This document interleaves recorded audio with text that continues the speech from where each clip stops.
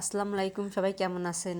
আশা করি ভালো আছেন। আমি ভালো আছি। আজকে আমি রান্না করব টমেটো দিয়ে পাঙাশ মাছ ভুনা। আমার বড় ছেলে খেতে পছন্দ করে। আমি উপকরণগুলো দেখিয়ে দিয়েছি। এবার কড়াই গরম করে পরিমাণ মতো তেল দিয়ে দিয়েছি। তারপরে কাটা মরিচগুলো দিয়ে দিলাম। তারপরে একটু নেড়ে নেব। তারপরে এখন পেঁয়াজ বাটা দিয়ে দেব। পেঁয়াজ বাটা দিয়ে একটু বেশিক্ষণ কষিয়ে নেব। কষিয়ে নেওয়ার পর এক এক আমি উপকরণগুলো দিয়ে দেবো। এবার দিয়ে দিলাম আদা রসুন বাটা, আদা রসুন, তারপর লবণ দিয়ে দিলাম। এক এক এইভাবে সবগুলো দিয়ে দিই। দেখো মরিচ গুঁড়া দিয়ে দিলাম।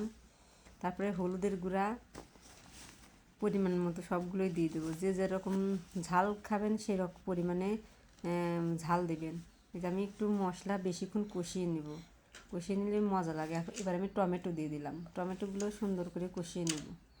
এইভাবে আস্তে আস্তে নেড়ে নেড়ে যে আমার কষানো হয়ে গেছে। এখন পাঙাশ মাছগুলো, লবণ দিয়ে রাখা পাঙাশ মাছগুলো এখন দিয়ে দিচ্ছি। এখন সুন্দর করে কষিয়ে নেব। এভাবে একটু বেশিক্ষণ আস্তে আস্তে কষিয়ে নেব। এই যে আমার কষানো প্রায় শেষ। এখন কলিজাটা দিয়ে দিলাম। এই দেখেন খুব সুন্দর সেন্ট বের হয়েছে।